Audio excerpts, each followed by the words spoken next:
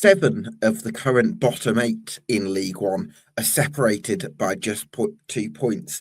Poor old Port Vale, of course, at bottom of the league at the moment, and it looks like it's a big ask for the Vale to beat the drop. Even they have some games in hand that give them an opportunity to try and gain some ground on that big pack of teams above them. But I'm really fascinated by the last third of the season in League One in the relegation dogfight, because it's going to be a time where the pitch changes week by week. Normally, if you're 17th in League One, you might be sort of lower mid-table, and if there's 4 teams much worse than you, you might be fairly comfortable in the latter stages of the season. But that's certainly not the case here. Anyone who's in the bottom 8 right now is in trouble, and even we're on this podcast this evening going to be talking about the bottom 8, because if we made it any longer, we'd probably miss kickoff on Saturday. But there are teams above the bottom 8 that still could be dragged in. Plymouth Argyle, only a few points above. Exeter City, their neighbours, have some financial challenges. Heavy reports that Gary Caldwell is going to be off to Wigan. We'll certainly talk about that on this show. And Wimbledon, of course, as well, have struggled for goals, but they've got a couple of crucial victories recently. So there's teams even above that 18 pack that could get dragged back in.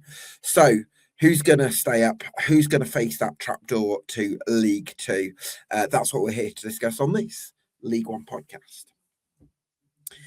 Now, if you like what we do here on EFL Debate, you can do us a massive favour by getting subscribed to us on YouTube and on Spotify, and that's a free, simple way of making this channel as good as it can be. If you want to give that extra bit of support, we also have an exclusive conversation between myself and Simon Lillibury once a week about all things general Football League topics that can encompass not just individual teams, but general broader conversations. We're going to be doing that every week. The latest one should be out very soon. So if you feel like you want to support the channel and help us make it as good as it can be, and you want to help give us some money that can go straight back into the channel and make it even better, then that's the way to do that, and you get that bonus content with me and Simon Lillibury. So I'm delighted to be joined by my co-hosts this evening, which are Jake Tong from the Here for the Lincoln podcast and Charlie Keegan from Central Wigan.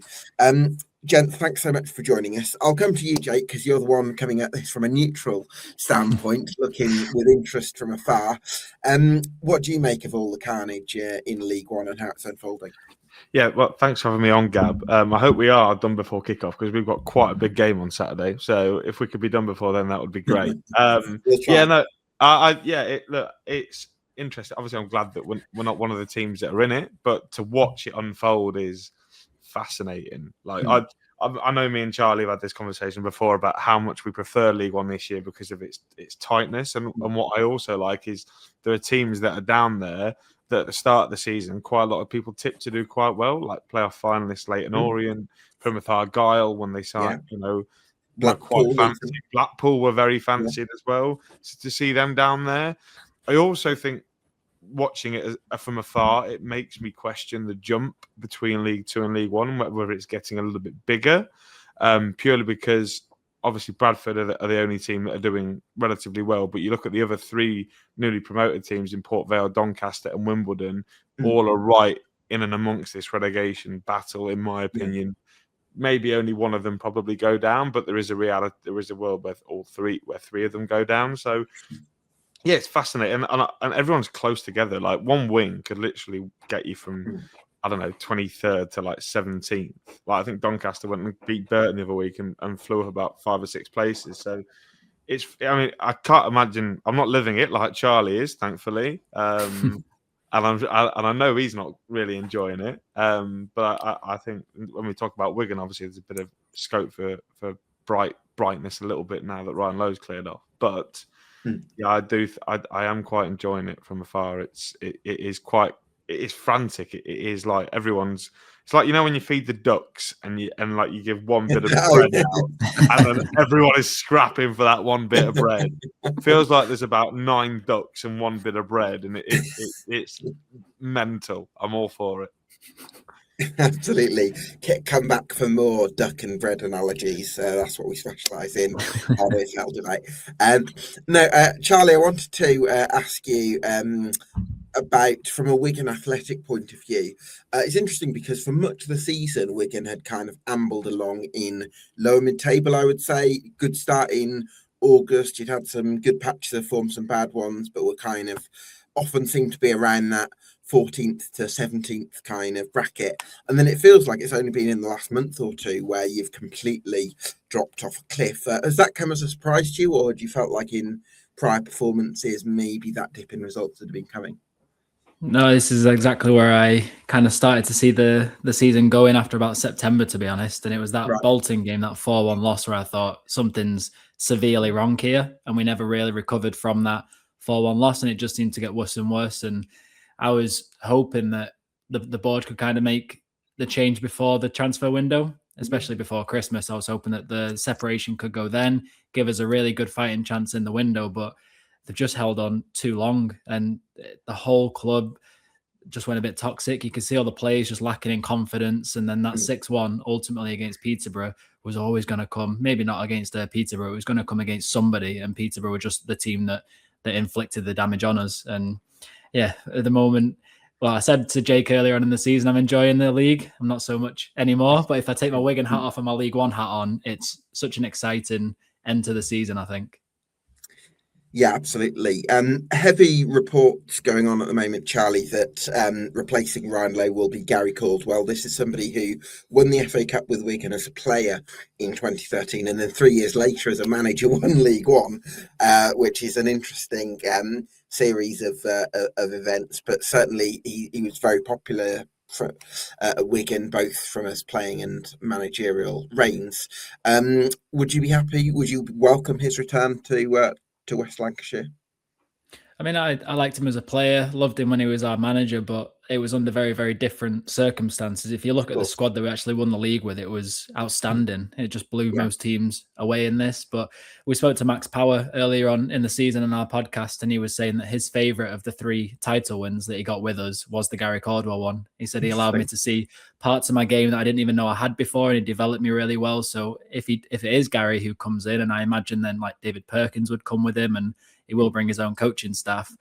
You know, I think what he's done at Exeter has been outstanding. He's helped that club to no end. I know they've got a lot of financial problems, but on field, he's been brilliant. So if it is him that comes, obviously mission state number one, stay up and then reassess in the summer. But I think as a man manager, he just needs to get the confidence back in these players. And we saw against Reading, there was moments where we started to show that we could have a bit of confidence, but they were still trying to shake the Ryan Lowe era. So hopefully Caldwell or whoever can come in and get us firing straight away.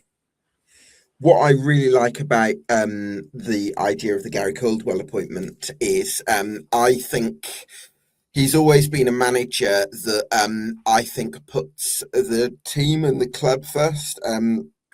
And obviously, as a manager, you have some disagreements, but I think the way he's handled maybe some managers, they're perceived a certain way because of the style, and he would argue because Exeter's squad was so limited, they're a fan-owned club in this era of League One, you're always going to have to find a way of being competitive. And he did get sections of criticism for that at certain times. The phenomenal job this season, but I think he's responded to that really well, and he wore a t-shirt after keeping them up one season that said Caldwell out -standing. So it was like and I like that sense of he doesn't take himself too seriously in that sense, and I do think that he cares more about the collective ambition as opposed to, I think with Ryan Lowe, it was maybe a little bit more individualistic, and that's the spirit that I think Wigan Athletic should have, and I do think Gary Caldwell will bring that. Yeah, I mean, you look at some of the best managers we've had over our time, they've always seemed to have some kind of connection with the club. Obviously, Caldwell won the league with us. And even look at Paul Cook when he came in, I think he just embodied a lot of the club. He really threw himself into it, loved it. And then when Liam Richardson was obviously his assistant manager and stepped up, so he had that connection. And Sean Maloney as well, I thought, for how it kind of plateaued out towards the end, I still think he was sacked a bit too soon, but you could see that he genuinely really cared. And when somebody like Ryan Lowe comes in, I didn't think that there was any of that care at all. I thought it was a solo journey that he was on, and he just happened to be with us, and we were to feel grateful, which we didn't. So I think, Gary Caldwell, the club have identified that they need somebody and want somebody with they call it the Wigan Athletic DNA, somebody that really connects. And I think we are just we're a working class town, community club. I mean, how many times have we got community club of the year over the last few years as well? And we seem to have lost that a little bit recently going down the path. But obviously we've gone through administration. We went through that near extinction. The club is totally different. I also wonder, with Gary Caldwell coming in, and how different the club infrastructure is now, how is he going to cope being a head coach rather than a manager? Obviously, Gregory, sporting director. Is there going to be a friction there? Is there not going to be? I'm interested to see if he does. To welcome having a bit more support. Because I think at Exeter he did work with Marcus Flitcroft, who's I think is a very good technical director, had been head of recruitment, I think. So I think if it's somebody intelligent who's has good mind, I think he'd be more than happy to work in that. I can't speak for Gary, obviously, but I imagine he'd be more than happy to work in that kind of setting.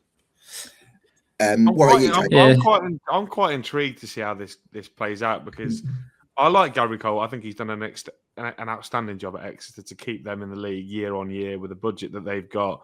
And he's very good. And this is where I think it will work at Wigan, in terms of he's very good at this whole siege mentality where, we're little Exeter. It's us against the world, trying to defy the odds to stay up. I think in the short term at Wigan, that will probably work because of the situation that he's going into, where they're in the middle of a relegation battle. It feels like nothing's going their way. That sort of tactic has been used in the past to try and keep teams up. And I think Gary Caldwell it has mastered that. There may be limitations where I think of Gary Caldwell are, I have a couple. He's quite streaky as a manager. So if you look at Exeter's seasons over the last couple of years, I can't remember what year it was. It might have been 23-24 or 21-22. I can't remember because they sort of all merged into one. Well, I think he definitely took charge like around October 2022. So I think it was 20. It might have been 22-23. Right. Or 23-24, sorry, where they were top of the league going into one of the first international breaks with Port Vale. And then they went on a really horrific run where I think they won 1 in 19 or something along that. That concerns me going forward. But then after 1 win in 19, by the way, you're right about the streakiness, but they did actually go on a brilliant run towards the absolutely. End of the season and finish 14th. Yeah, I think that concerns me. But again, it goes both ways, right? So he has been prone to have real ruts in his managerial career, whereas there are weeks where it goes for him. And also at Exeter, they are very limited with a budget, and he has to be clever. They have to be really clever with who they recruit. Wigan, maybe not onto the same level. I'm kind of interested to see how we get some with a bit of a budget. I'm not saying that Wigan have a massive budget, but Wigan will be able to have proven to splash a bit of money. Obviously, they spent decent money on Costello. They've had, they were willing to pay money for Kane and Vickers this month as well. So clearly, Wigan have a budget, and I'm intrigued to see, because it's one skill, isn't it, having a budget and keeping within it and working very well and using that to see what you can do. But when you give a manager who's so used to that, to having a budget, I always worry a little bit. It's a little bit of caution, but yes, it could go one way, and he could do really, really well, spend the money really wisely, and Wigan could be at the top end of League One next year or League Two, depending on what league they're in. I mean, I think, Jake, does it not depend a lot on the culture? Because I think he had a stint at Chesterfield where, yes, if you look at the accounts, Chesterfield probably did spend quite a lot of money. When they, I think, probably spend quite a lot on players like Chris O'Grady or something or whatever. But culturally, there are a lot of problems. At the top, there are a lot of problems. And so actually, how much is it really worth to have that money if you've got big issues culturally in the dressing room and upstairs? Whereas at Wigan Athletic, I suppose, Charlie, and you can speak to this from his first stint in charge, they won the League One title, and he was able to create a very good culture, as Max had spoken about.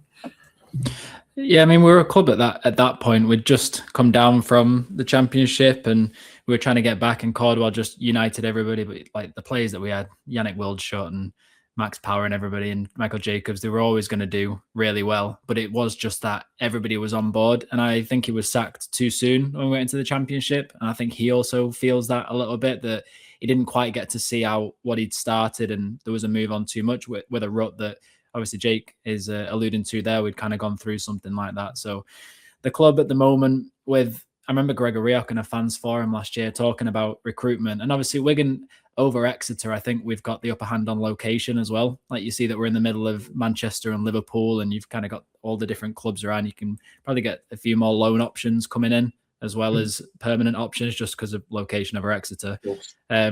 But Gregor Rioch was talking about recruitment for a head coach and was saying that ultimately he can give us a list of what he wants. We'll go away with the recruitment team, do the finances, but they'll always get the final say. So I'm interested for that. But also, if you look at how many loans we've got this season as well, you look at like Ryan Trevitt and Callum Wright and Rafael Rodriguez and stuff. I know a few of them are out of contract, especially Callum Wright. I think if Cordwell can come in, if it is him and he keeps us up, I think then how is he going to sway a player like Callum Wright going, actually, you can come to us and we can go again next year. So that's also something. He's well connected, I think, as well. Worked at Manchester City, Newcastle, and might have some links north of the border as well, maybe Celtic. So I think that could be another feather in his cap that I'm intrigued to see. So yeah, good luck to Gary Caldwell and hope he does well for you, Charlie. Let's bring in our first guest of the evening, which is Scott Challoner from Picardy Breezer, Port Vale fan. Scott, thanks so much for joining us. Bit of an uphill battle ahead for Port Vale to say it. I think that's an understatement, isn't it, Gabe? It's it's looking pretty ominous, isn't it? Yeah, it's looking pretty ominous, isn't it? However, I'm trying to see the positives as and where I can at the moment. We all knew that Brady coming in had an uphill task to try and turn it around. I think there's been incremental improvement. We've sort of seen that from sort of 3 wins, a draw, and 4 defeats over his sort of 8 games in charge so far in all competitions. And then we've taken sort of 4 points from our previous 3 in the league, after having kind of 2 league games against sort of Mansfield and Exeter, where I think he kind of used those to separate the men from the boys and understand kind of who was up for the fight. So, you look at the opposition in the last 2 where we've won 1, lost 1, drawn 1, lost 1, and it's Burton and Wimbledon who were both kind of in and around that bottom 4. It doesn't seem encouraging, but I think you've got to kind of take any incremental improvement as an improvement and an encouraging sign of what's to come, really. I suppose one thing that stood out to me from the Burton Albion game was you do look like a team that can carry a threat from set pieces, both directly with regards to that Ethan Archer free kick, but also maybe indirectly as well. There was one where Ben Waine sort of managed to scramble at home. So some encouraging signs in that area. Yeah, definitely. I think the one downside to set pieces is how we defend them still to an extent.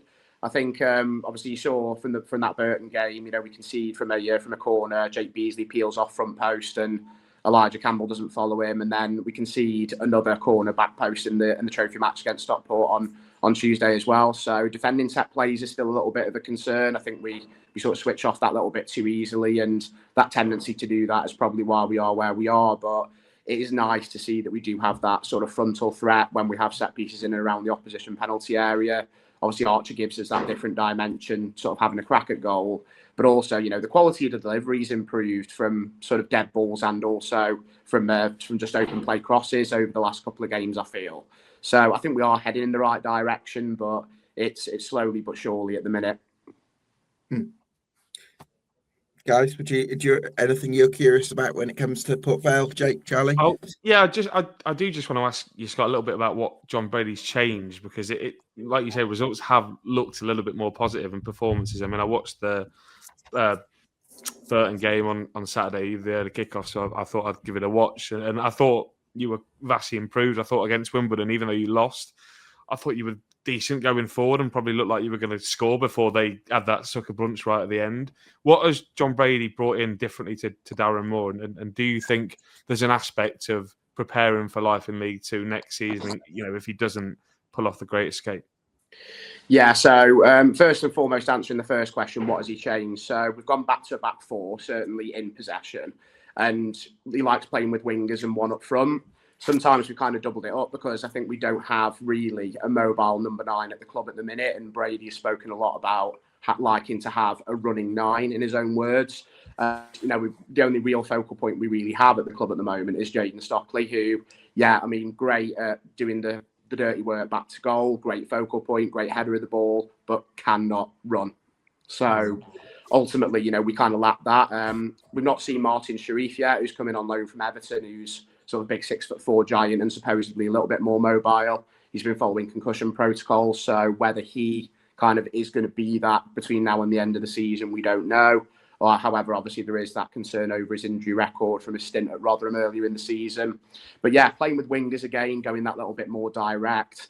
There certainly feels like there's a lot more sort of patterns of play going down the left flank, bringing Ethan Archer into the game, because we've now got that sort of technician who's really good in tight spaces, who can sort of, weave inside, kind of take a player or two on and get out of tight areas. And then we've never really had that previously.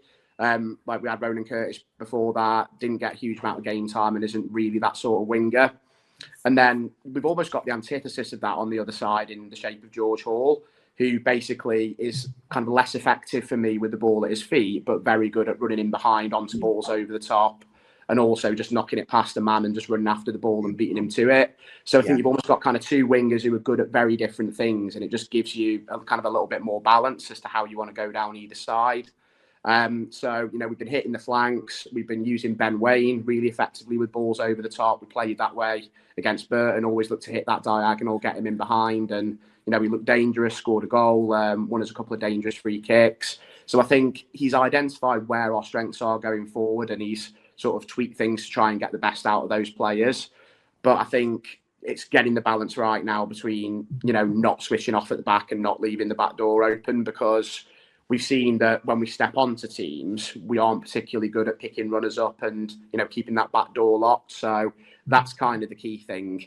And I can see what Brady's trying to do in terms of the contrast between on the ball and off the ball shape. So it's very much kind of 4-2-3-1, 4-3-3 on the ball. And then, we drop a winger like a George Hall back into an auxiliary back 5 to drop into a block when teams are coming at us and having a lot of possession.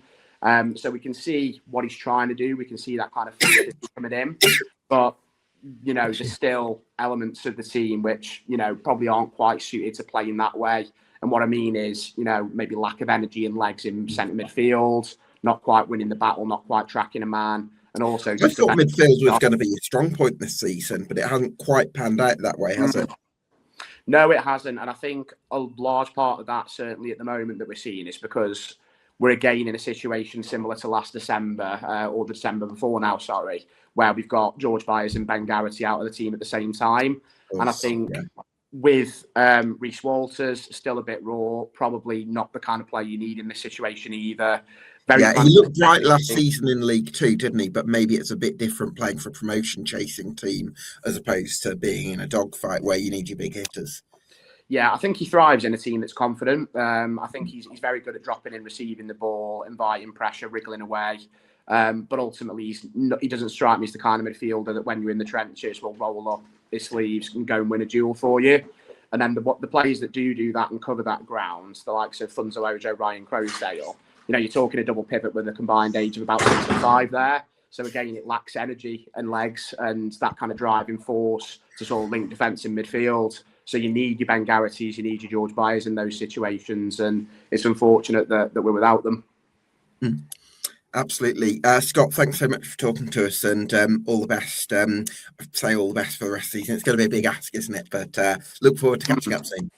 Yeah, likewise. It's going to be a big ask, but, we've got to stay positive and just see what we can get from the next few games. Big February for us, so let's see how we get on.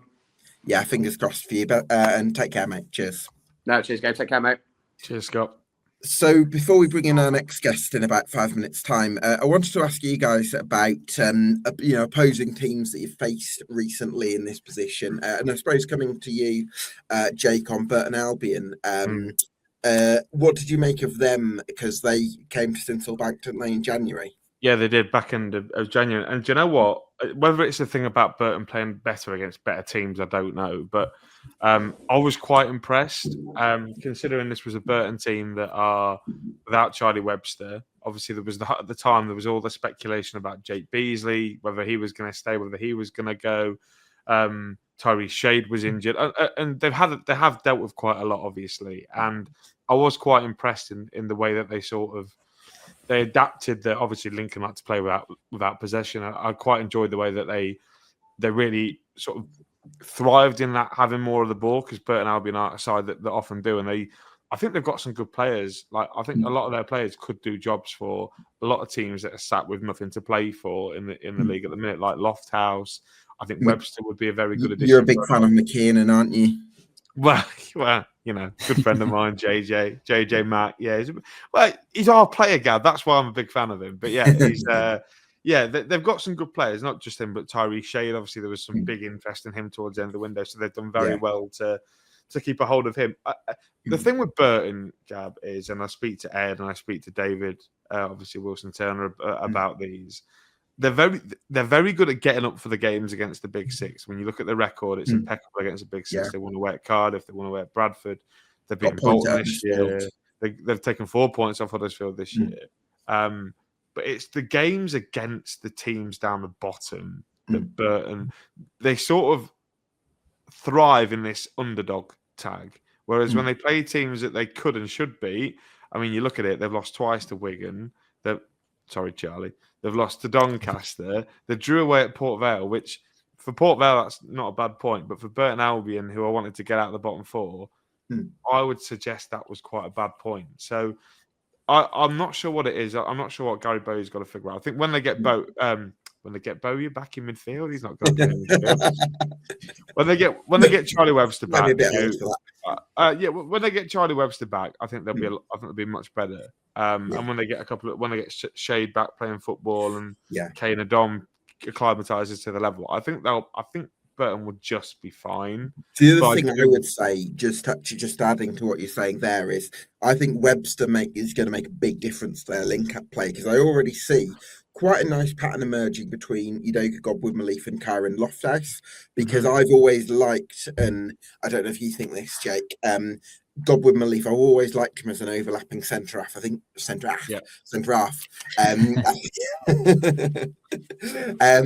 think he's very good on the overlap because he's athletic and he can kind of power forward. And I think that suits a wing back like Lofthouse, who I actually think is a bit more likes to invert a little bit and can cut inside and can offer something different. And I think those two, and then you add Charlie Webster into that combination, I do think that could be the route to some chances there, with obviously the movement to Shade and Beasley's physicality. And what Webster does offer you as well is that threat outside the box, because he's got an absolute cannon on him. And if I take you back to the opening day of the season where he scored twice against Mansfield, both of them were outside the box. And he does have a knack of popping up with important goals. Last season, I won't talk about it too many times because he scored a winner at the Central Bank in the last minute. But still a very good player who you imagine teams at the top end of League One, if not the Championship, are going to come calling for Charlie Webster, even though he's missed a big chunk of the season. So, yeah, I like Burton's chances. I think when they have everyone fit, they've got enough quality in the team. And I was impressed with them that night, but they're just so inconsistent, and that's the reason why they're down there. When they are playing the teams that are in the fight, do this Burton team want to roll the sleeves up and have a scrap with somebody? I'm not convinced that they can go blow for blow with a team like that. But when a team comes at them and a team wants to have a go and they can get in behind with Tyrese Shade, we saw the success of Romain Barrel last year, they've got a chance. But it's that lack of, not willingness, because I'm sure Gary Bowye instills a willingness in them, but it's that ability to feel like they roll their sleeves up and really have fight back with a team that are down the bottom. So yeah, I don't know about Burton. They're a team that could easily drop, I think, but also I could make a case for them staying up quite comfortably as well. You'd make an excellent politician, Jake. I wish I got paid like one. My word. You never know. Play your cards right. I could pay that parking ticket off finally. So, Charlie, I wanted to ask you about, I suppose, some of the other teams. I appreciate it's difficult without watching some of these every week because you watch your own team, of course. But just from an opposition point of view, any teams you've faced out of Port Vale, Rotherham, Burton, Doncaster, Northampton, Leyton Orient, Blackpool. Are there any of those that you think, yes, they've played well against us and I think they might climb the table? Are there any that you thought, not sure about that, I think they could be in trouble? Honestly, Doncaster Rovers. I mean, if you look at the first hour when we played them at their place, we should have been about 5 or 6 down. I thought they were brilliant on the ball. They were very direct. They just kept going and deservedly got some goals. Like don't get me wrong, some of our defending was absolutely woeful, but some of the scores, they got that 1-0 against Wimbledon. Yes, Wimbledon went down to 10 men, but very important at the bottom of the table. Then they had that 3-3 against us that probably should have been a win for them. They had that 3-0 win over Leyton Orient, another team that they're scrapping with at the bottom. The Bradford game, okay, but it was 1-0. And then the Burton 2-1. You know, they seem to be getting results at the moment when they really need them. And I think that you get a player like Luke Molineux on the ball, when he charges at you, he just is brilliant, like close ball control, and he gambles as well. He does put the ball in. And I think having Francis Okoronkwo, I quite liked him when we played against him. Could go through patches where he was quite quiet, but also I think on the ball in key areas, I think Jake's pulling his face, but we had him on loan this year, Charlie. It was awful. But look at the team that he had to play. Lincoln's team's shocking. Doncaster's is much better. I think Owen Bailey as well. What a player he is! Can slot in the back and go in the midfield. He's scoring goals. And Doncaster are one of them teams, a bit like a Burton. I mean, there's a strange phenomenon in the league this year. A lot of the teams lower in the table, like your Blackpool with Ashley Fletcher and Jake Beasley, Owen Bailey, Marcus Brown, Lauren Talai, top scorers in the league. And I think it's just because they know the way that plays best to them and they focus it through them. So I think for me, Doncaster might just stay up. I do have quite a bit of belief in them. There's a lot of fights still in that team, I think. Yeah, definitely. I think definitely felt from Doncaster's point of view, we've actually got a Donny fan on later, so we can certainly speak to that. But they definitely conceded some soft goals away at Wickham, so they're definitely going to need to tighten up. Wickham are a great side, though. I remember speaking to Jake when they played. Was it Leyton Orient, Jake? When they beat them? They won 4-1, didn't they? Yeah. They were just on fire that game, and then Wickham again go through a bit of a patch where they go down. But when Wickham are on it, they make it hard. And I think Doncaster, you're right. Defensively, there's some big mistake after that half hour where they were, or after the hour mark where they were 3 up against us. Defensively, they just collapsed, and I think they've consistently collapsed this season at the end of games. Absolutely. I did want to talk about Northampton. Do you like Northampton then, Jake? If you watch League One live, I'm a big fan of the Cobblers. I really am. I underestimated Kevin Nolan last year when he came in. I remember I got quite a bit of stick for it actually on Twitter, saying it was a rubbish appointment, and then he kept them up and shut me up really. But I do like them, Gab. I think they've got a bit about them. And this week, I mean, I watched their game against Barnsley. I thought they were really impressive, and I thought maybe they could have won that. And then obviously they beat Stevenage quite handsomely at the weekend as well. I did. And I think they've got some good players. I like Cam McGeehan, very useful operator at this level. I think Tyrese Fawn has made the step up particularly well. I like Fawn. He's been out recently, I think, through injury, but he was the one, when I saw them earlier in the season, he was the one that when they got the ball to, he could make some magic happen, and I could see how they'd miss him. It's like Kamari Swire. Kamari Swire provides them that little bit of unpredictability out wide, I think, as well. I think they've been playing this, but I listened to obviously the It's All Cobblers to Me podcast with Charles and the gang, and they're very much wanting to go to this back four shape, which I think will probably suit their players a little bit more. I think they'll have a focal point at the top end with Tom Eaves. You then put Sam Hoskins probably in arguably his best position out wide. You then got Cam McGeehan probably playing closer to a centre forward.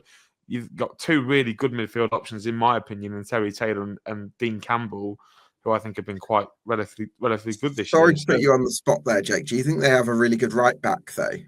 I suppose. I think Jack Burrows could do the job. Genuinely. Obviously, I saw him play for Lincoln in 23-24. I thought he was very, very good.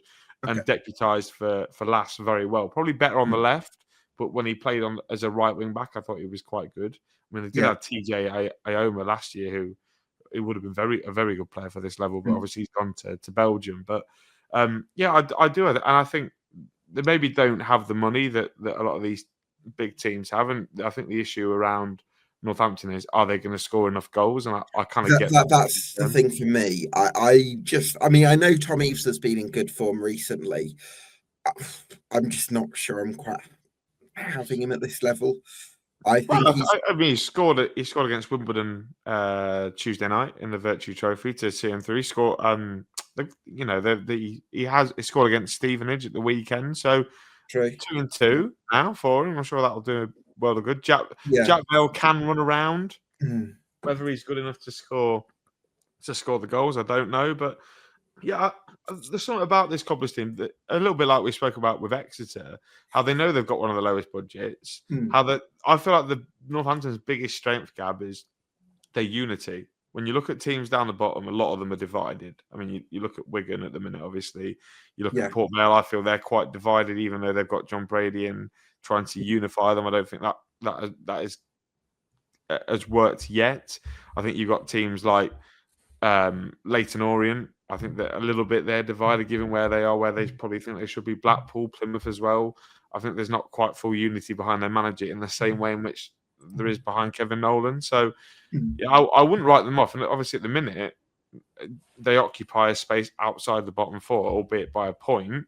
But, I think we're talking about a Northampton team maybe needing to get, 20 points from their remaining 16 games. Can this Northampton team go and get 1.3 points a game? I would back them to do it. I think they're good enough to do it. And I don't see why not. They've had some good moments this season. Probably more at home. But yeah, I went against Kevin Nolan before. I've learned I look like an absolute idiot, so I'm not going to do it. I've had that. I've said Northampton are going to go down every season. I'm aware. Yes, Charles is very unhappy, I believe. Oh gosh, he's going to have Gabs a Wrongen shirt in claret and white this year. Oh god, he's going to follow the Andy Simcox methodology. I do think Elliot Moore has made a difference coming into the middle of that back three. I think his experience and know-how has helped a lot. Some of the young defenders like Matt Steich and Forbes. So I can see from that point of view. I'm not sure they'd be outside my bottom four, but I say that every year. So clearly, it's hard games coming. Very hard games coming for them. They've still got to go away to Cardiff, Lincoln, Stockport, Bradford, and Luton, and then they've got to host Peterborough. That's the top 8 at the moment. Yes, they've had a pretty good record against the playoff sides at the moment. They've got 4 points in the Bolton game. They've got draws against County, Huddersfield Town, and Bradford. But I think that was a lot earlier in the season. They just seem to be doing well against the mid-packer teams like Stevenage, Mansfield, Exeter, Wimbledon. But against the bottom 4, it's a terrible record, really. Got beat 5-1 away at Burton, 3-1 away at Wigan on the opening day. And I thought they didn't look ready for the season. Then I think they picked up a little bit. But I really worry about them. 29 goals scored. There's only two teams have had fewer shots on target than them, and I think I'd also be interested to know, like, in terms of attacking players, how many goals, because they've scored goals recently, and okay, Tom Eaves has been in decent form, but I don't feel like they've got that player that's like Hoskins was for them a couple of seasons ago, where you can sort of hang your hat on them to deliver the big numbers. Yeah, Mitch Pinnock was a big loss, wasn't he? In the summer definitely. To Bromley. Yeah, I mean, you can see what he's doing at Bromley now, but he was a big source of not goals, but he put them on a plate for a lot of players, and he's doing it again in League Two for like the likes of Kabamba and the lads at Bromley. But yeah, I think he was a massive loss. But in terms of the other teams, Gab, I mean, you look at the teams. So they only have. So go on. I'm not. We all say, right, that Plymouth, Leyton Orient, and Blackpool are too good to go down, right, because of the squads. But they're so inconsistent. Like, genuinely, they're only. I know. Obviously, we were at Plymouth at the weekend, so I spoke to a couple of their fans, and after they play those in Stockport, then after that, I think they go to Blackpool on Saturday, and then they go to Leyton Orient, I think, or they hope they play Leyton Orient on Tuesday night. They lose both of those, Plymouth Argyle. We're maybe talking about Plymouth being, in the bottom 4 by that point. So that's true, but I would argue Plymouth Argyle have been a lot more rock solid. If you look at since the start of November, I think it is.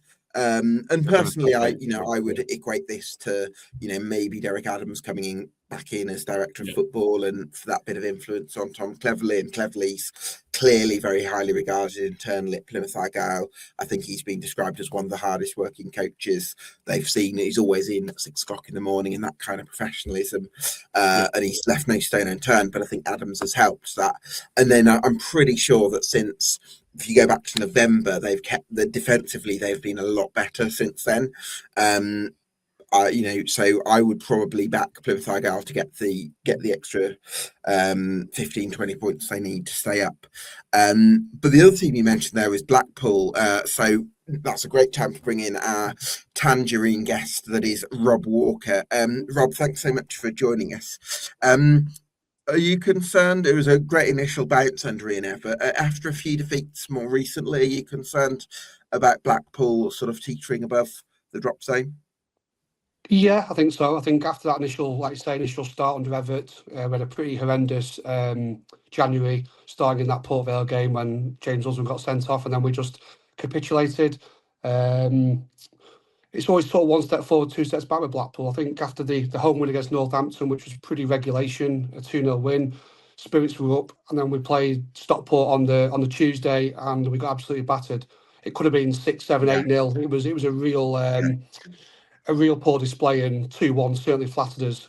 Stockport were head and shoulders better than us. So, yeah, it feels like it's the inconsistency which Jake mentioned before I came on air. Definitely the case. There is a bit of a hope, the fact that injured players are coming back. We've got 3 players returning this week in Hayden Coulson, Albie Morgan and Fraser Horsfall. So there'll be 3 players who hopefully will strengthen the starting 11. We obviously made 3 deadline additions as well, which I think does make us stronger. I think it showed in large spells against Huddersfield on Saturday that we do look a better team. But yeah, we have to start converting, especially these home games, into 3 points. Yeah, absolutely. What I did want to ask you about James Husband, because I watched the extended highlights of that Huddersfield game, and there's definitely moments where I felt like James Husband could be got at in terms of down that left side, and probably with CJ Hamilton as well. Something was a little bit amiss defensively, perhaps, and I felt there was a slight vulnerability, but also I felt there were some great moments where James Husband picked out these wonderful diagonals and great passes that could be really valuable to your build-up play. So is the thought process, not sure about James Husband, if Horsfall comes back in, maybe we'd restructure the defence and get a bit more solidity in there? Or do you think actually he's really important to the way Ian Everett likes to play, and we value him for that vision? Yeah, I think it's his experience. I think he's got that in abundance. He's been at the club a long time now. So I do think he's better in the team than out the team. I think we've had issues with Michael Hickway. I think he's got an ankle or foot injury, which limits him to playing sort of every other game. So I do think if it's going to be a player missing out for Horsfall, it probably will be a Hickway short term. But yeah, I think Casey's definitely going to start in the team. I think that's the biggest weakness of Blackpool. I think we've spoken before about it, Gab, that probably mobility-wise and athletic-wise, Blackpool's back 3 isn't the strongest. I think that's a fair comment to say. And obviously with Kamal Grant going back to Millwall after getting a season-ending injury was a huge blow for us, because I think he offered that sort of athleticism on the right-hand side. So we are back to what we had before. So, but yeah, I think Husband, as you say, he's experienced. He's got that shithousery in him as well. So he can rile a team up as well. So no, I think he will stay in the side. I think CJ Hamilton's, it's what's his best position? I think a lot of Blackpool fans would say not in the starting 11, not in the squad. But with Hayden Coulson injured, Everett not fancying Zach Ashworth, it's CJ Hamilton who's at that starting position. But I do think that teams can see that CJ Hamilton's strength is going forward, not defensively. I think that showed in the goal that Huddersfield got near the end. That he got beaten for a header by a guy who's probably a foot smaller than him. So, but going forward, we did cause Huddersfield problems, particularly in that first half. I thought it was real positive signs there for Blackpool. I think now we've got 4 strikers on the books as well that are all fit in Fletcher, Bloxham, Obafemi, and who's the other one I'm missing out, and Niall Ennis. Yeah, we can change it in games, which is not what we've had for large spells this season. So that's definitely a positive. Just on that, has Everett wanted to change in games? Because at Bolton, it was very much the perception that he was plan A, and that's all he focused on. Yeah, he's come out in the press today, and I think he's basically tried to challenge the other 3 players. So I think Fletcher is a guaranteed starter, which is probably our best player this season, and the other 3 haven't quite nailed down that second spot. Obviously, Ennis has been injured, and he's come back looking a little bit unfit, but he's been out for several months, so he's going to take time to sort of adjust. Tom Bloxham isn't really a natural centre forward; he's more of sort of a wide right forward, sort of a winger. So he needs to try and adapt to that role. And Obafemi is coming from, well, known from Burnley, but played in Germany, but he's not had much game time at all. So he's again, good though. I think if you can get fitness and sharpness or whatever, I think he's definitely better than League One. I think he's shown some huge talent earlier in his career, and he's had a bit of a drop off. But I think if you can get him going, then you've got one of the best strikers in the league for sure. I think he'll start. I think he'll start on Saturday. I think it will be Fletcher and Obafemi again. I think Everett said that he seems to be getting stronger week in, week out. He's getting a week's training under his belt as well. So yeah, hopefully Obafemi can be that player that we know he can be, especially at League One level. Can I ask about Leighton Clarkson, Rob? Because I was a big fan of his. Like he was a real top player for Aberdeen. How's he sort of settled into life at Blackpool? And do you feel like he's going to be one of the key cornerstones that Ian Evatt builds his team around over the next couple of years to take you from where you are now to hopefully fighting for promotion in the next sort of 18 months to 2 years? Yeah, I mean, that's certainly the hope. I mean, I think when you always sign a new player, you always look at the opposition's sort of Twitter, Facebook pages to sort of see what the reaction is. And I think 90% of Aberdeen fans were gutted he left, which is a great sign for us. I think they sort of said that maybe he's not being utilised in the best way this season for them. But I think a lot of the comments were he could do better than Blackpool, which, you could take it as a compliment or not a compliment, but it's good for us that a player is coming to us and they think he's better than League One. So, I've seen some of his highlights reels on YouTube, and he's got a great free kick on him, set piece specialists. Lee Evans was never quite that player we hoped he would be, particularly this season. So I'm sure he can have something for us. And I think we've got players like George Honeyman, Jordan Brown, who are more industrial. And I think Leighton Clarkson sort of complements the other two and can be more creative. I think Josh Bowler hasn't really settled into that number 10 role. He's sort of had flashes of brilliance, but consistently not done it. So I think Clarkson's a big signing for us, and hopefully the missing piece in the jigsaw in terms of that midfield three. Absolutely. Rob, the way you've been talking so far, you're pretty hopeful, quietly confident. Would it be said that Blackpool will get the points they need? I think probably after me again after these two home games. I think we've got two big home games. We've got Plymouth at home, we've got Mansfield at home, and then we've got Bolton away, so that'll be a tough game. But I think home form's are key for us. We've got to start winning our home games. But I do think with the new signings, with the players coming back, I think I mentioned those three that are back on Saturday. I think there's a couple of us, I think Joel Randall, George Honeyman are not too far off either. So when you start getting these players back that have missed a lot of the season, we have actually got quite a strong squad. It's just about trying to find that starting 11 that can gel together and put in performances. But I think, on paper, we look quite strong. But as it's proven this season, that means nothing, does it? Because Blackpool shouldn't be where they are, but they are because they've not been good enough, plain and simple. So I think the positive for Blackpool is that it's so tight down there. So there's so many teams that are involved. I think if it was only, let's say, 5 teams and you've got 4 to go down, then the odds look a lot less. But I think there's a lot of teams in and around us. I think there's teams like Wigan, obviously, in bad form. Burton haven't been great recently. So there's a lot of teams in there, and I am hopeful that we can get out of it. But we have to start being more consistent, particularly at home. Well, fingers crossed for you, Rob. Thanks for talking to us, and look forward to catching up later in the season. Cheers, Gab. Cheers, guys. Cheers, Rob. Cheers, Rob. So my next guest is Matt Lax from New York Talk podcast on Rotherham United.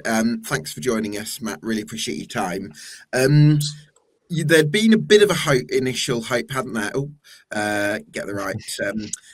Been a bit of initial hope with those back-to-back wins, inspired by Harry Gray joining on loans to Leeds and Sam Nombe's return. But obviously back to earth with a bump, I suppose, after that 3-0 defeat to Cardiff. Yeah, just a bit. I think we're frustrated the Cardiff game. We were really good 11v11. We really took the game to Cardiff. They didn't look comfortable at all. They then lose a man to a straight red card, and the game changes in the other way. Cardiff were excellent. They went a man down, changed it a little bit, and were just by far and away the better team. They weren't spectacular, but they were just comfortably better than us. They just played like a team that's going to go up this season, and we just didn't react. I don't know, Matt Amshall didn't know what to do himself. He had a plan 11v11. He didn't know what to do when things changed, because we didn't do anything until half time when you're already 1-0 down, which against Cardiff is a bit of a disaster, going 1-0 down, especially against 10 men when they're going to be much more compact. But yeah, it was a missed opportunity, a massive missed opportunity, especially against top of the league or really well. You've got them on the ropes a little bit, 10 men at home, half an hour in, and we just didn't take advantage of it. And yeah, it was very, very, very deflating after a couple of decent wins. Do you think the injury to Joe Powell is a bit of a nightmare, Matt? Because obviously, I remember when we played you and we spoke, he was one that I highlighted because he always seems to do well against Lincoln, and no surprise he bloody did. He's going to be out for a couple of months by all accounts. How big of a loss do you think that's going to be? Because he's a massive part of your team from set plays. I mean, I saw a couple of weeks before he set a couple of goals up in a big home where I think he set Harry Gray up for one of his headers. So. Yeah. Is he going to be a big loss, do you think?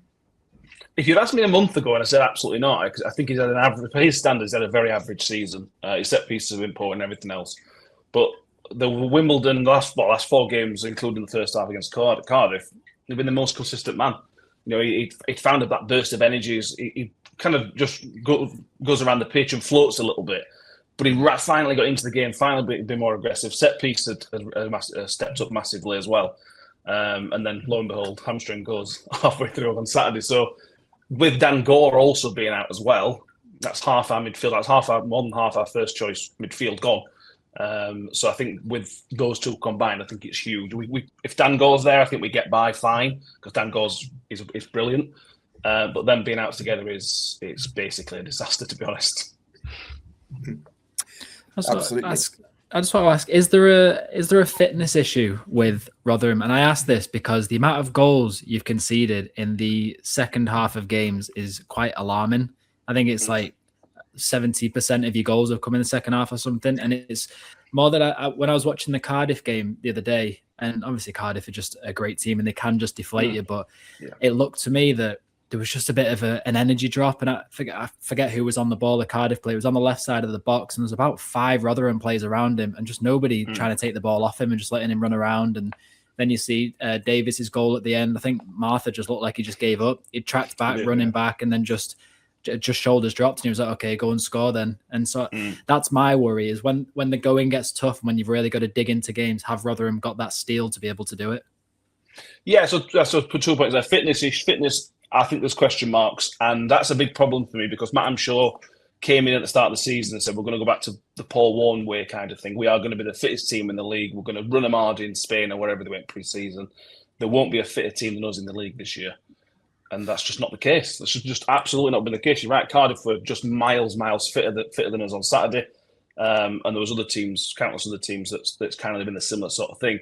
We've got problems with the training ground where I don't think it's the best. So I don't think we train as much as we possibly can. But that's not a massive excuse for me. I think you've got to work around that. I'm sure knew that was going to be the case. That's been the case. Do you mean training? When you say training, not training as much, do you mean in terms of access to the training ground? Is there a complication around that? No, it's just a bog. It's just in a really bad place. It's the bottom of the hill, basically. Right. So it just strains down. We've spent a lot of money on, a reasonable amount of money on it, and it's supposedly improved. But the pitches themselves are just poor standard from what I can tell. So I think they tried to use it as little as possible, especially with the rain it's been this year. Yeah. Well, when I spoke to Matt Taylor for one of my clients, what did he say? And I think one of the former players said this as well. It was like cold shower. Yes, it was like cold showers and lots of issues with, and I gather that maybe that it's been slightly improved in the last year or two, but still quite a long way off the level of most League One clubs. Yeah, it's by the sounds of it. We spent 300 grand on it in the summer, but again, it's the bottom of a hill. You can spend all this money on it. The water's still gravity's still gonna play its part with the winter we've had. I also think, and this is just speculation, but I think Matt Hamshaw pushed him too hard in the summer, which is causing bucket loads of hamstring injuries. As well. I think there's a bit of naivety from Matt Hamshaw's side. That's just me guessing. Probably kind of reading between some lines there. In terms of the steel that Charlie mentions, that's been a problem since day one. You know, first game of the season, we go 2-0 up against Port Vale, looking good. Again, they got a man sent off, and they're brilliant. And we were lucky to get out of the opening game of the season with anything. I think I spoke to Gary earlier in the season that when we concede goals, you can just see that head drop. It's like there's this big baggage or cloud hanging over the football club for a few years now, and we don't seem to be able to get out from under it. We have spells. We're in 8 or 9 games unbeaten in October, November, where there was a lot of coming back from losing positions. You kind of think, Matt Hamshaw's cracked it here. He's got a bit of something together, and then it just falls apart again from December onwards, really. So he's really struggling to kind of get some sort of togetherness or consistent togetherness at the minute. It seems like it's a massive why we are we are. Yeah, I just wanted to touch on that with you, Jake, because Lincoln City have definitely got it right when it comes to fitness. I would say Lincoln are probably up there in terms of the fittest team in the league. I imagine you'd agree with that as an imp. Would you? Yeah, Or, absolutely. No, Yeah. absolutely. Yeah, I just we had our worst day at Rotherham, and it's bringing me flashbacks. To be Oh, honest, no, I suppose. I could just see Sam Nombe stood in front of the goalkeeper. Oh no, I like it. But I suppose it brings me on to the broader point, Jake, which is what do you think that Lincoln have got right when it comes to getting the right fitness of the team that maybe Rotherham, because it's a similar idea. Rotherham have brought in lots of young players trying to play this sort of high octane style. Lincoln have got it right. What do you think the difference might be? Do you know what it is? I believe us and Rotherham actually share. Well, we've had Rotherham's former head of fitness. I can't remember his name. He went to Derby. Ross Burberry, and Ross Burberry was great for Lincoln. And what I think it is about Lincoln and Rotherham particularly, I just think Rotherham, when you look at them, and Matt will be able to agree, they just look like they're run from like 1985, whereas Lincoln are a 2025 team in terms of good people in their positions. Lincoln are very good at getting. If you look at Lincoln's staff, they're wanted by everyone. Everyone wants our staff. We've had lads. Scott Fry's just gone off to Rangers. We've had approaches from Premier League clubs for a lot of our key fitness. I want your staff, and I'm not in a position to employ any. Absolutely, don't blame me, Gav.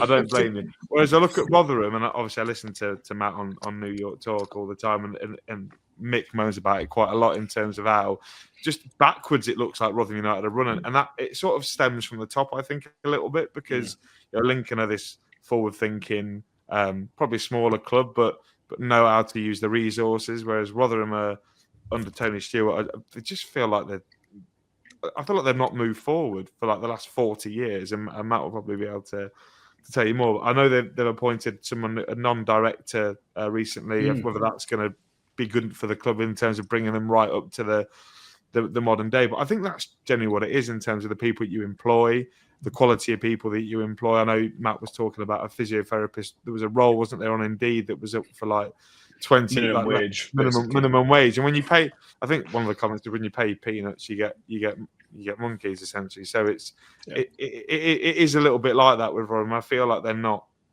really bringing themselves. And when Rotherham do bring themselves up to the modern day, that they've got a great ground. If they can sort the training facility out, they've got a really good chance. But whilst you under the stewardship of someone that has no interest in moving you forward, it feels a little bit like from an outsider. He basically likes it the way that it is. It's like when your grandma's got that couch from like the 60s. It's sat there collecting dust. You don't want to get rid of it. I feel like that's a little bit like Rotherham.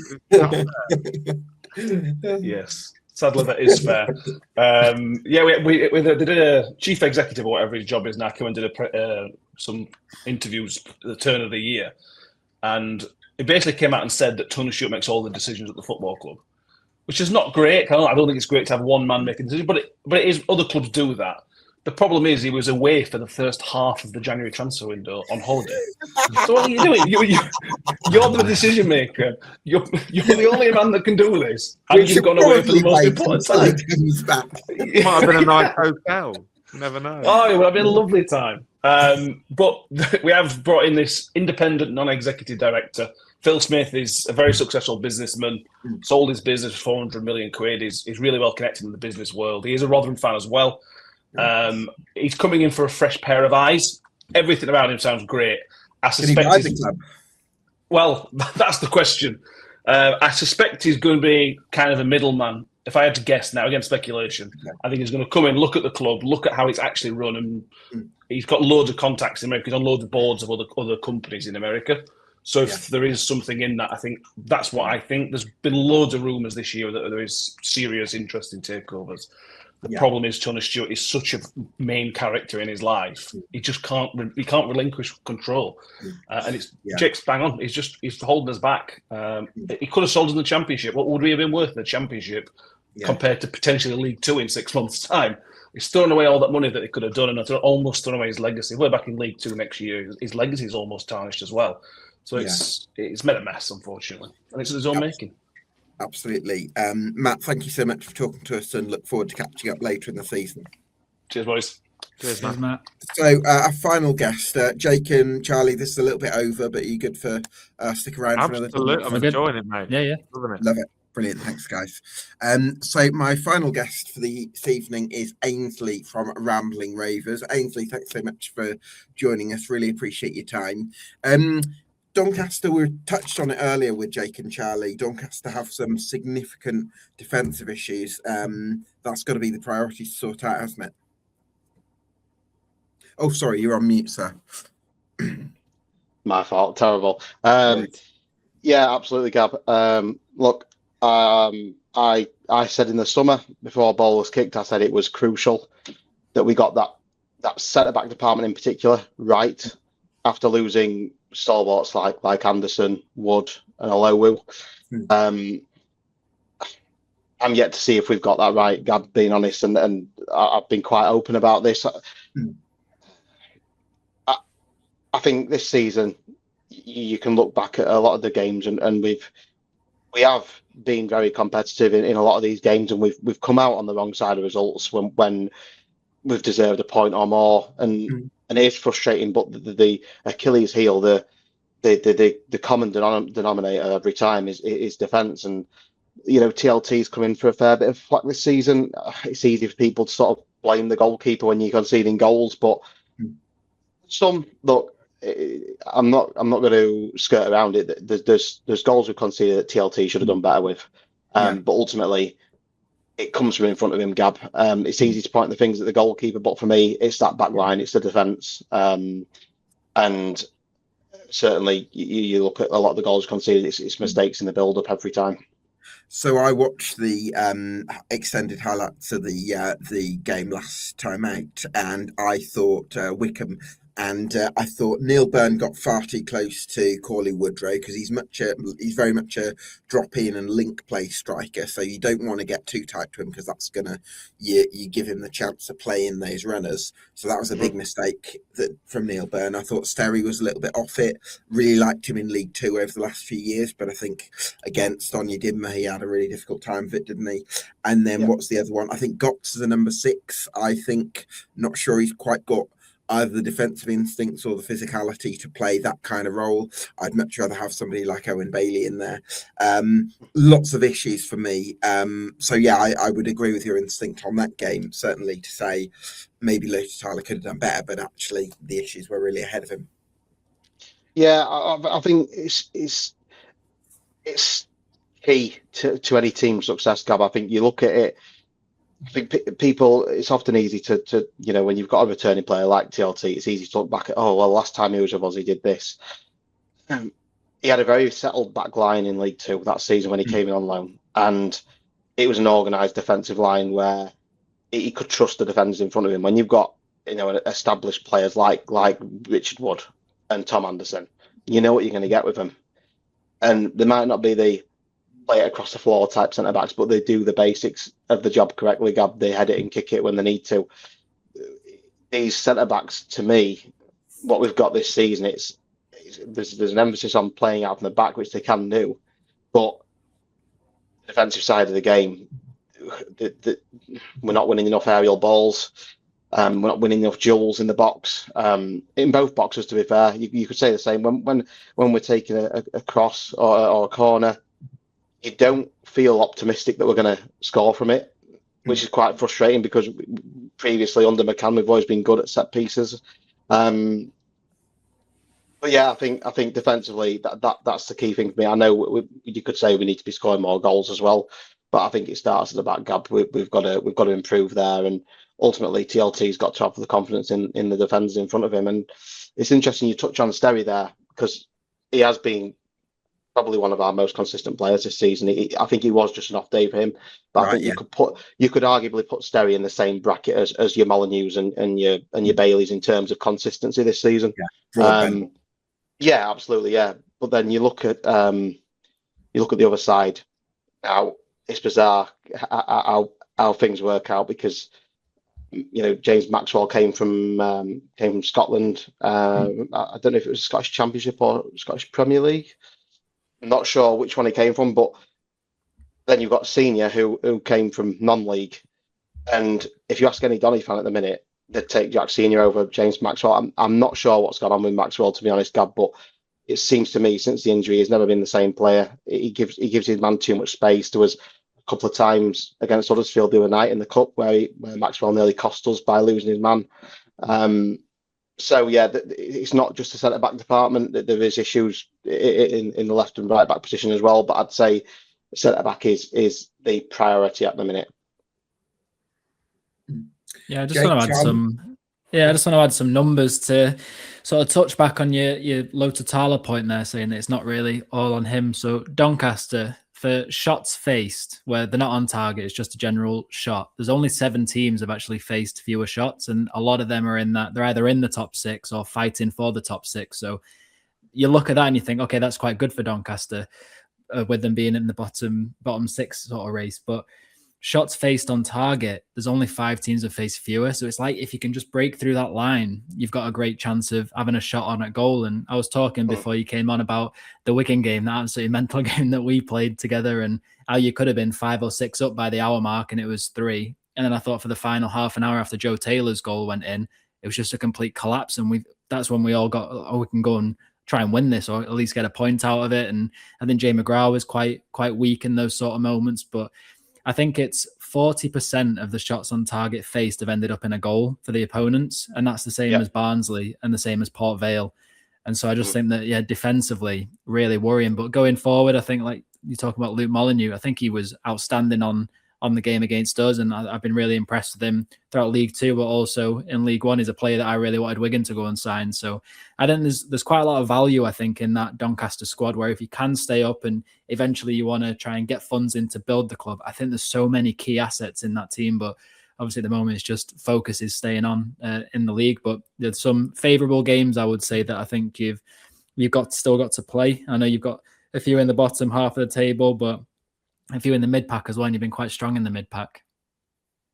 Yeah, I mean, it's bizarre. It's been one of them seasons where we've come up against a team in and around us, and we've sort of not turned up. But then we've come up against some top teams, and we've matched them stride for stride. I don't know if it's a mentality thing or what have you. I mean, in terms of on the ball going forward, I think most of you'd probably agree. Anyone who has actually seen some Donny games this season, but we're great when we're on the ball and going forward. It's when teams break on us, and Huddersfield did it a few times the other night, and you just look at our back line, and at times we're just all over the place. And you can certainly understand why we concede the amount of goals we have, because it just looks so disorganised back there. And when you're seeing that in front of you from a goalkeeper's perspective, can you really blame TLT for having very little confidence in the men in front of him? Because he's seen that, he's got a full vision of the pitch. So yeah, like I say, there's been mistakes by TLT as well. But I do feel like it's got to be said, I think he's been hung out to dry at times this season. But look, I'm not throwing in the towel yet. There's definitely work to be done. But I think the towel's going to be hung out to dry as well.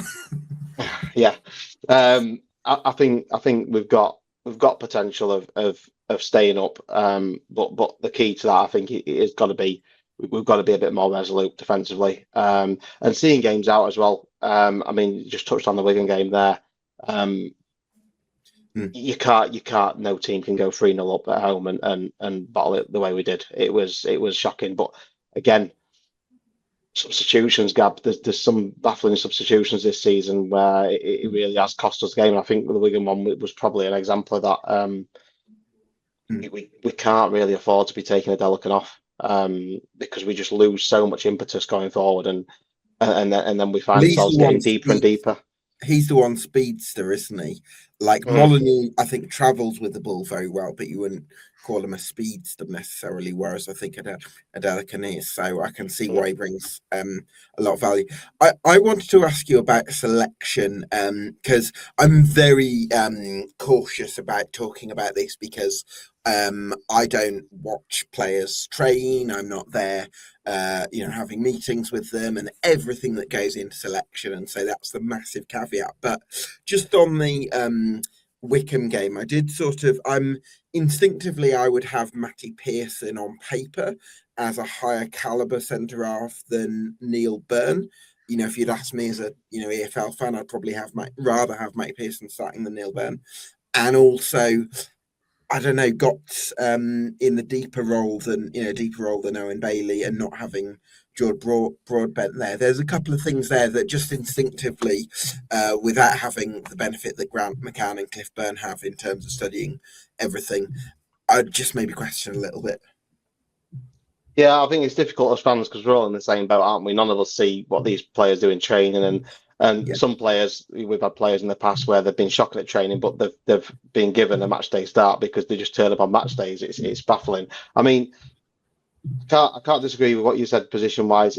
To me, Robbie Gotts in my head was always going to be a number 10 type player, but or a number 8. It's strange because when he did get thrown in that sort of number 8-6 role, he actually didn't do too bad in there. He's maybe had the odd game where he's been off the boil, but I think Gotts is one of them players similar to Molyneux. When the whole team's not at it, it just doesn't click. But the centre half department, again, it's a difficult one because Matty Pearson's not been great when he's made appearances this season. Being honest, I mean, if somebody told me he played in the Championship, I think a lot of Donny fans wouldn't necessarily believe that now with some of the performances we've seen, if we're being honest. Neil Byrne, obviously we got a lot of comments from Bradford fans, as you usually do when players move between clubs, and mixed opinions on him. But look, to be fair to him, Neil Byrne, when he did come in for his debut, I think it was against Burton, you couldn't fault the lad. He did everything right. So I couldn't blame McCann for letting him keep his place, but then you fast forward to the Wycombe game, and it was a complete collapse. So look, I wouldn't want Grant McCann's job. It must be a nightmare trying to pick what squad you're going to play at the minute, because I think we could look at players who haven't started. They haven't been great when they've come on, and then you could look at players who have started. They've not been great. It's such a challenging job trying to pick your strongest team at the minute with us. And then he makes all those changes in the cup game this week against Huddersfield, and it worked. I think we made 10 changes in total. I think the only player who kept his spot was TLT, and that's probably down to the fact that Xander Clark's injured at the minute. So yeah. Can I, Jake? You had the look of a man keen to ask something. Well, I just the conversation about Robbie Gotts, when we had Robbie Gotts, albeit I think it was 6 years ago when we had him on loan from Leeds. I always thought he was a number 6 rather than he sort of came in to sort of rival Liam Bridcut for a start. But I did want to ask Ainsley actually about Frankie, a Coronquo. Obviously, we had him in the first half of the season. Scored probably his best game was against Doncaster, where he scored a really good header, but also missed an absolute sitter as well. How's he got on? Because by all accounts, I've spoken to a couple of Donny fans, seems to be, I feel like there's a little bit less pressure in this. Maybe not pressure is the wrong word, but in terms of expectation for Frankie at Doncaster, whereas at Lincoln, maybe he's expected to come in and make an impact towards the top end of the league. No doubt he's a good League One player. How have you found Frankie? Because he seems like he has a little bit more. I don't know what it is about players leaving Lincoln and coming to Doncaster and looking like world beaters, but is that another case of another one in that mould, like Rob and like Hatch as well? Yeah, I mean, I think you speak to any Donny fan, nobody will sort of grumble about the start that he made with us before the injury. Obviously, it's unfortunate with the hamstring situation, but he looked like the player that we needed, something to offer a bit different up front. With obviously Brandon Hanlon's your big physical sort of target man. Although you could argue he's probably better when the ball does go into his feet, but he's the one who sort of will hold the ball up well, bring other players in. Billy Sharp's obviously a fox in the box, but I think we needed a striker who could sort of run off the shoulder. And Frankie looks like that, but he's got a bit of physicality to him as well. I think in terms of pressure, it's difficult because he probably has got a lot of pressure on him with us, because I think how the season's gone so far. Look, Billy Sharp's done a phenomenal job for his age. Obviously, he's still knocking the goals in, but sort of, I can see that we're going to be probably relying on Sharp and Frankie for the goals this season, and to almost get us out of trouble, if you like. So I think it will come with pressure, but I think you look at his start for us. There's no arguing. He's looked really good, and the fans have taken to him quickly. So yeah, hopefully, look, Frankie comes back from this injury and kicks on. He looks like one with a lot of promise, and I believe he's out of contract in the summer as well. So I don't know if there's potential of maybe making that a permanent if he does get on well. So we'll have to wait and see. But yeah, I'm happy with what I've seen so far.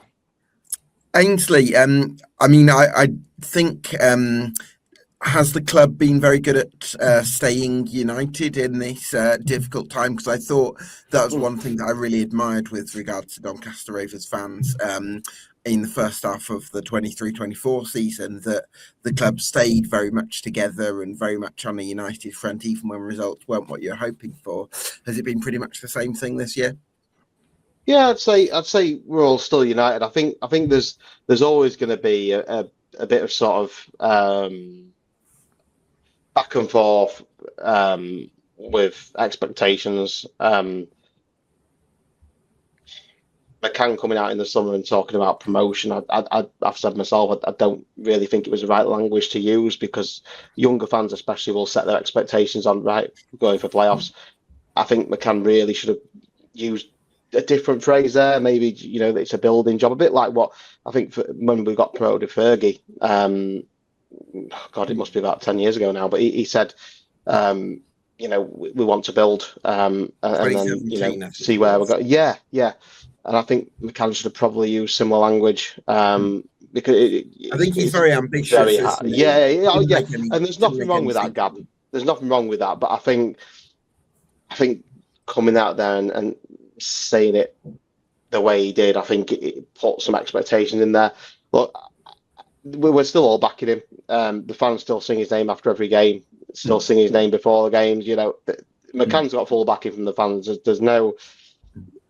There might be the small sort of skirmish here and there, but majority of the fans are still with McCann firmly and believe Absolutely. That he's got what it takes to get us out of it. So yeah, that's how it should be. I think he's done a fantastic job there, and yeah, certainly.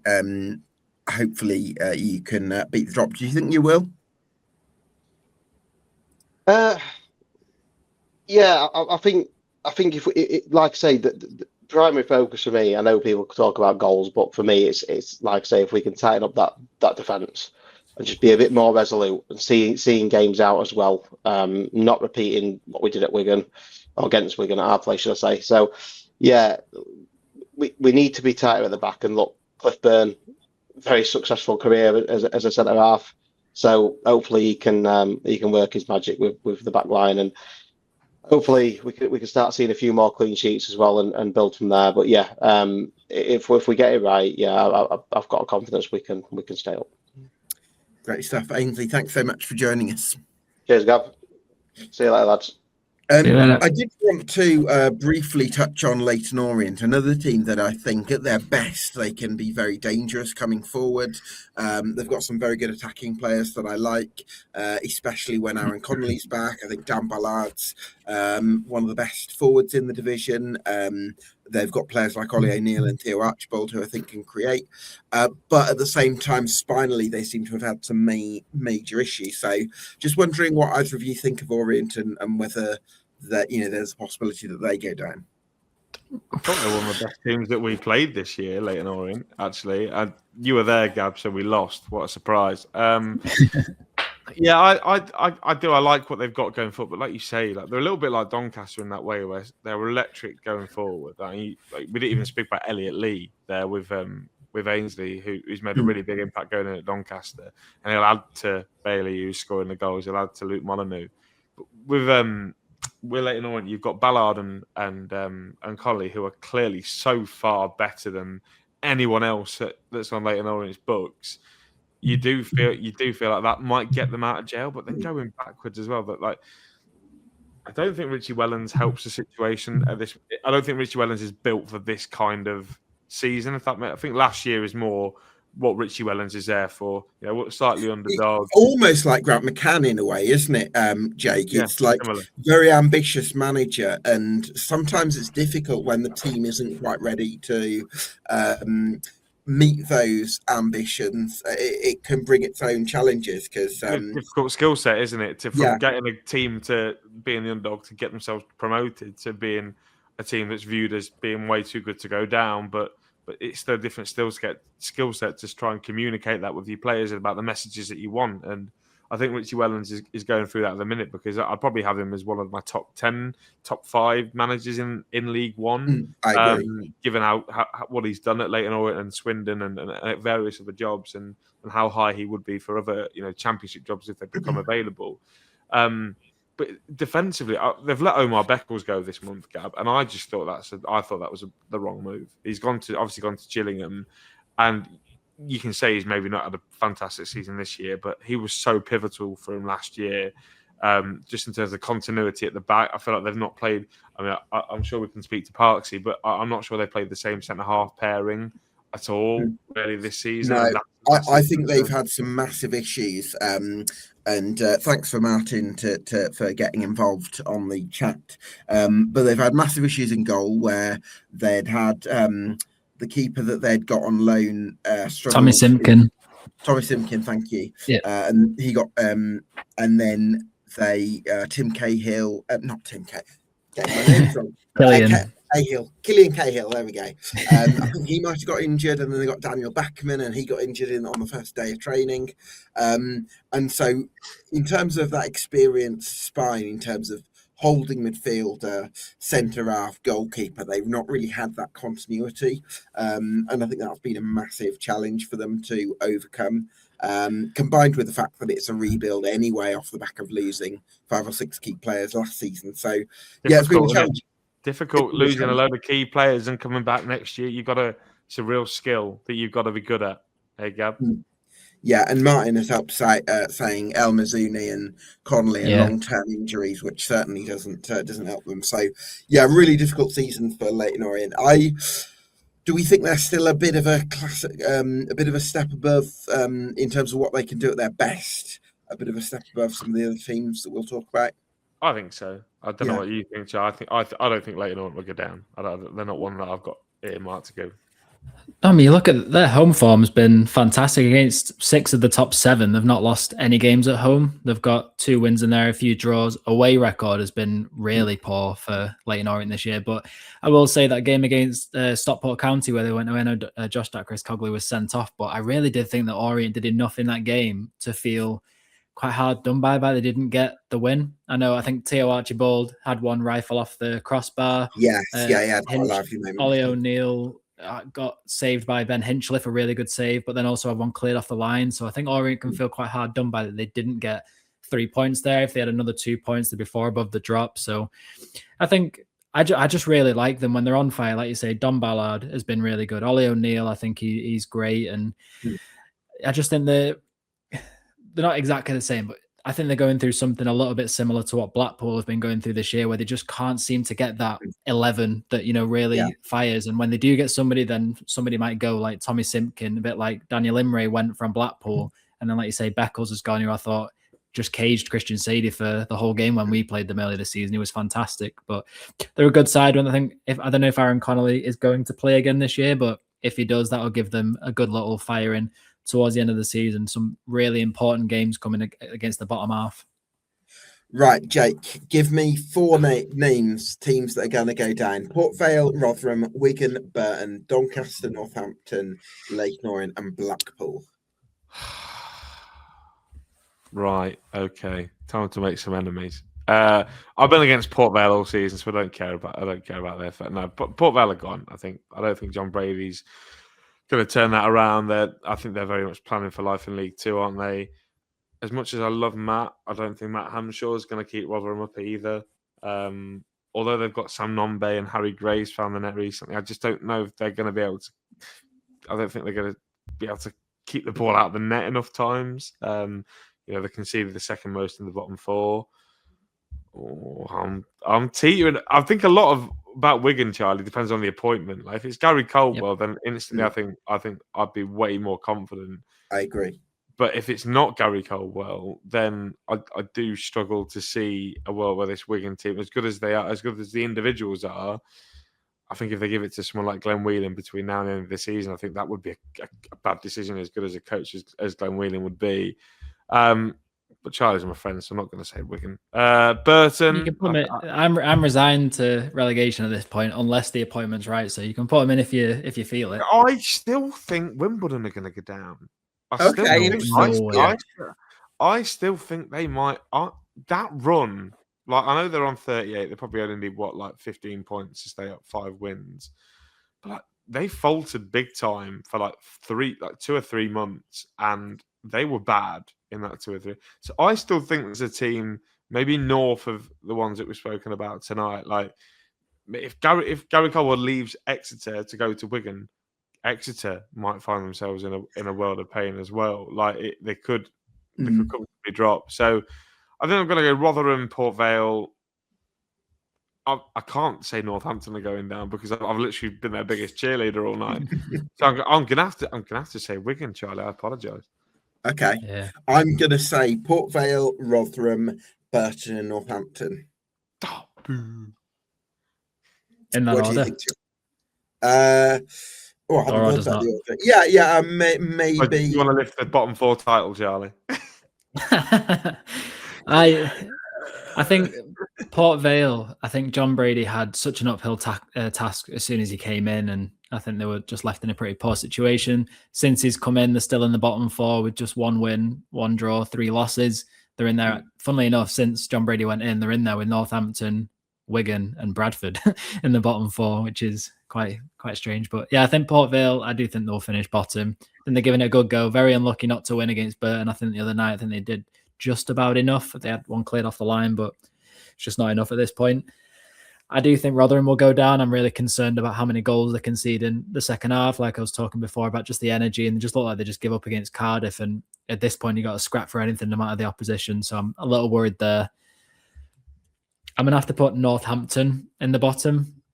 I'm again quite concerned with them, where the goals are coming from. I know Tom Eaves has got 6 goals, top scorer, but outside of that, I just think I just don't get inspired by them. I do think that Wigan, regardless of who comes in, I do think there's enough quality in that squad that we should be able to get some good results towards the end of the season. I think if Gary Caldwell comes in, I think he's a good enough man manager, but hopefully we can get somebody else in who can be a proper man manager. I saw enough in the Reading game where I thought we can click it up a level here. Matt Smith looked a little bit back to his best, so I'm going to believe in us. And unfortunately, I'm going to have to say Burton. I think they've been circling the drain for a little bit, and I really just worry about them this year, especially a bit defensive. I know Jake Bees has been doing great, and Lofthouse has been doing fantastic, getting in and around, but I just think when the going gets a bit tough, I'm just not too sure. And I was a bit worried about that Port Vale game the other day. I did think they were going to go and lose that, but they managed to hold on for a point. Brilliant stuff. Charlie, thanks so much for joining us as co-host. Likewise, Jake Tong, get yourself subscribed to Here for the Lincoln podcast and get following Central Wigan as well. Thanks to all my guests. Thanks to you for watching at home. Get subscribed to us on YouTube and on Spotify. And there's also a membership package for bonus content for my chats on General Football League matters with Simon Lillibury. Thanks so much, everyone, and we'll see you again for another League One podcast next week.